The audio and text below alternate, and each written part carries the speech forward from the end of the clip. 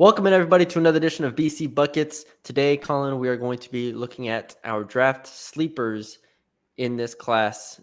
For those who haven't already checked it out, you can look at our bust candidates, which we put out a couple days ago, where Colin talked about who he hates, and I just tried to talk him off the ledge. But today, we are going to be looking at the sleepers, the players who we think are going to be better than where they are projected to go and where they are projected to, be in the NBA. So, Colin, we see it every year. We see players that are picked like in the 20s, the 30s, the 40s end up being great players. We'll focus on mostly first round projected players here. We both have two. We'll alternate back and forth. You can go first. Who is your first sleeper in the 2022 NBA draft class? Start with a kind of controversial one here. I think AJ Griffin is a draft sleeper. A lot of people have him at around 10-ish, 10, 9, 8, somewhere around there, maybe a little bit lower. I think this dude he's sixth on my big board. This guy I think is going to be something. Listen, I always talk about elite skills that translate. He's a sniper. He's 100% sniper. His off-ball move is great. He knows when to drift to the corner. He knows to relocate to the wing for an open shot. He has some upside for shot creation, but he had Paolo on his team. Duke was stacked, so it's hard to kind of see that. And then not only that, he's athletic. And yeah, everyone's gonna say, well, he has a knee injury, whatever, ankle injury, whatever. I think that because of his age, he's the second youngest prospect in the draft, I believe, at 18, almost 19 years old, 18.8 years old. I think that'll be fine. His explosiveness will come back because it's not like he lost any of his strength or anything like that. I think this guy is going to be all-star type guy. Hold on, I'm gonna let that marinate for a second. All right. You want me to name? Let me just name a couple names that he's above on my. Okay, draft. Go ahead. Keegan Murray, he's above. Jeremy Sohan, he's above. Benedict Mathurin, he's above. Dyson Daniels, he's above. I'm just naming all players that people have high. Yeah, there you go. He's above all those.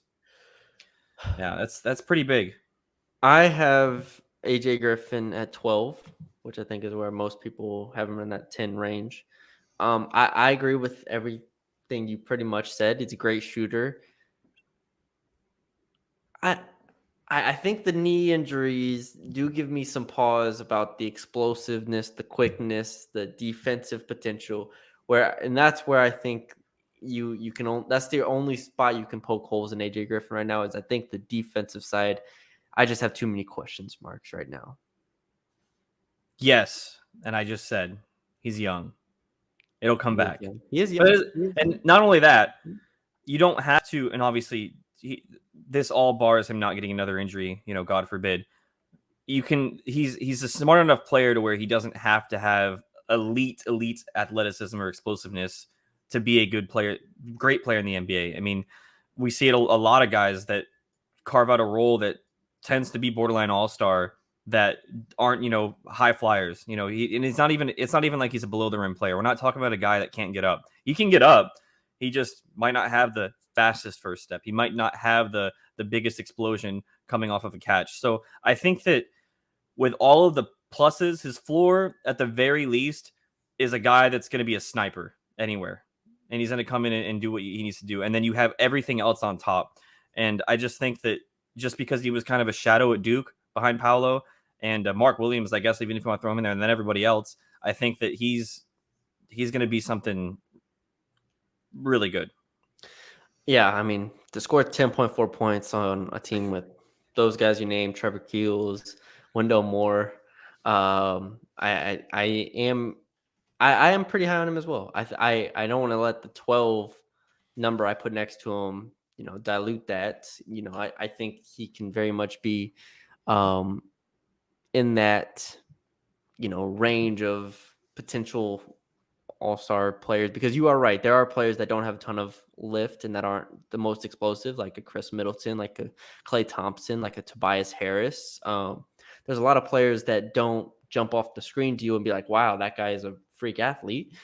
And he is, I think your strongest argument here is that he's not even 19 years old at this point. Yeah. And I mean, he's a high school senior. if you And want to we've call it that. seen and we've seen players take significant steps forward defensively as their career improves. And if he can defend, then I mean, we're looking at a guy who finished 65% at the rim last year as well. Yeah. So he has a pretty rounded out game.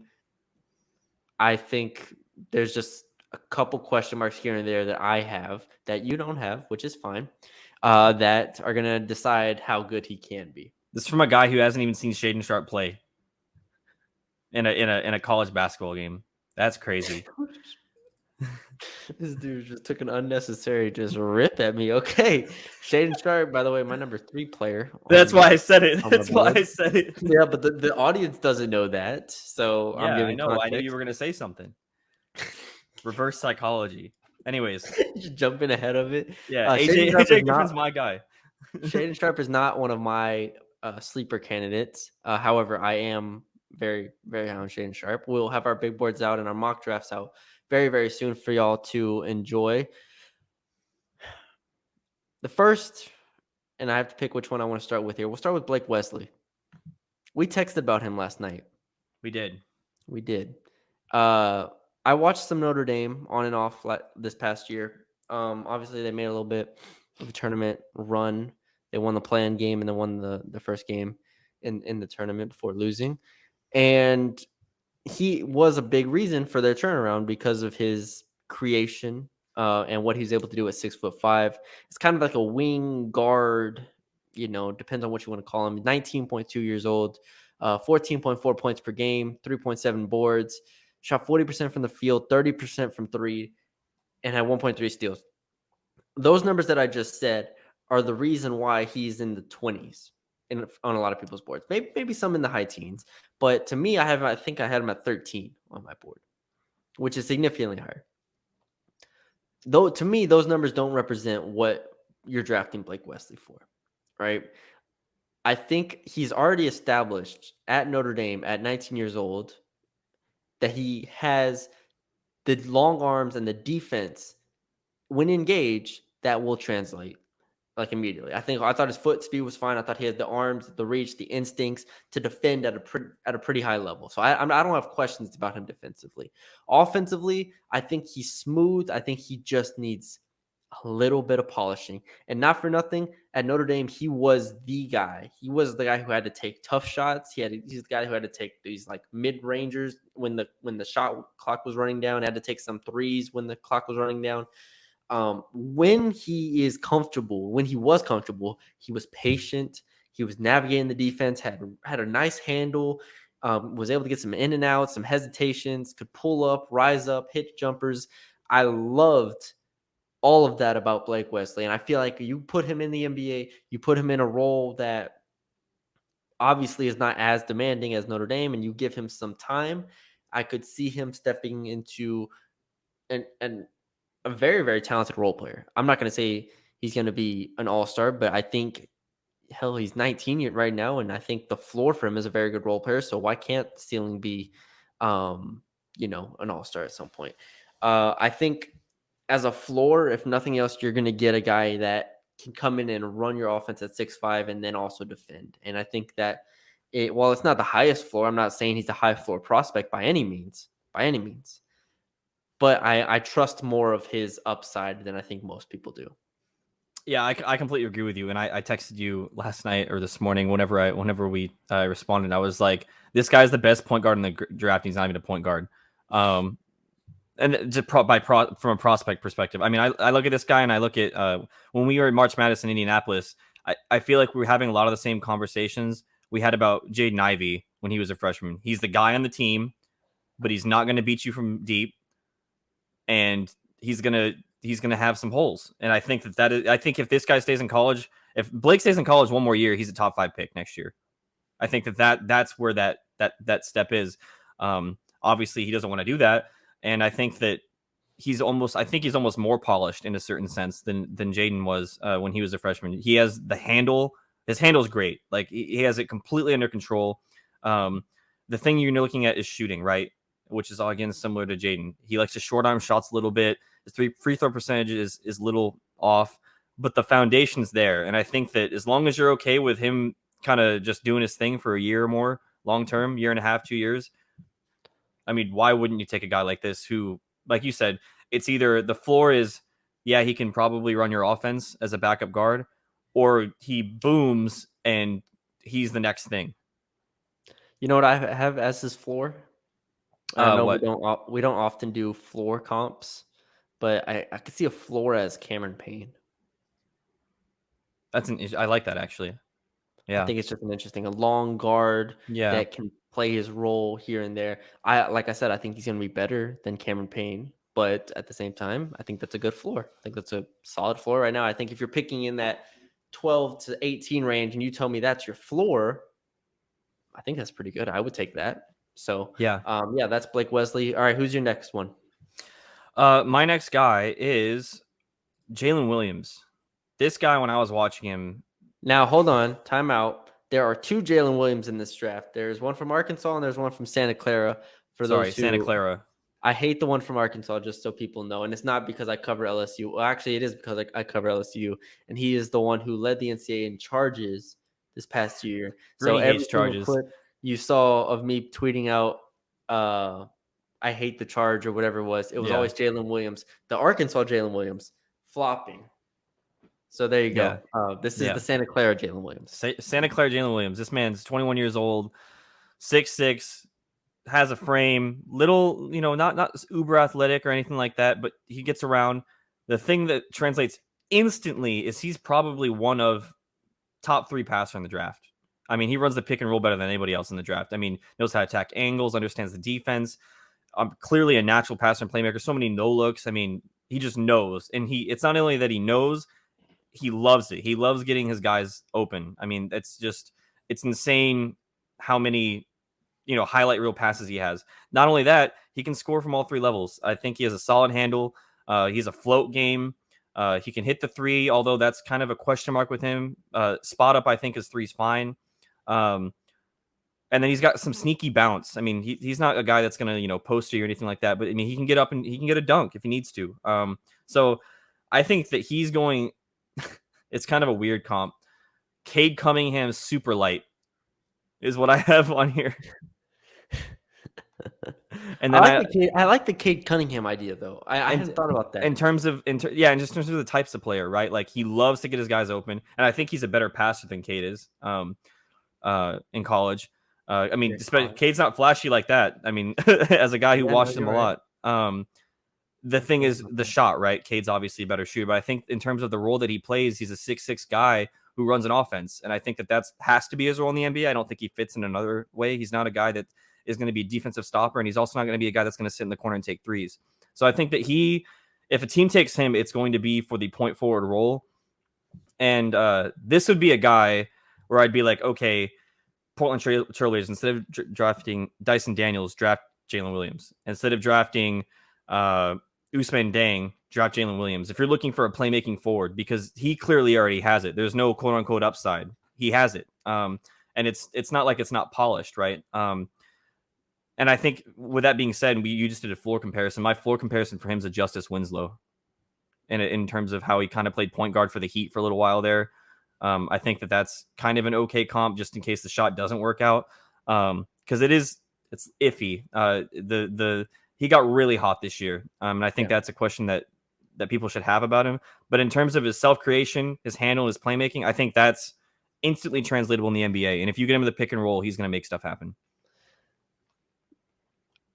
I like him as a team creator a lot. I actually like him as a shooter maybe more than you. I mean, when I see someone shoot 40% from 3 in a variety of ways, I just trust them to be able to shoot the ball.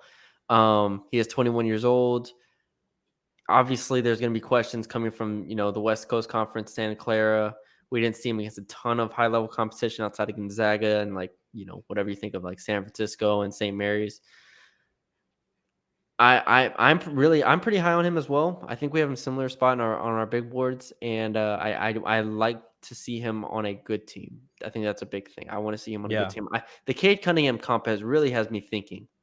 Yeah, and obviously, I'm not trying to say people should take him 10 or anything like that because I have him 19th on my big board. I just think it's a situation where if you take him, his floor, you're drafting him for his floor at 19, but I think his ceiling is just it could be he could run your offense. And it's not going to be an all-star level, I don't think, but it could be the third best player in your type of team, fringe all-star type guy, gets one or two all-stars in his career. I think that's a guy that can help you win. And I think that that is easily within his capabilities. Very interesting.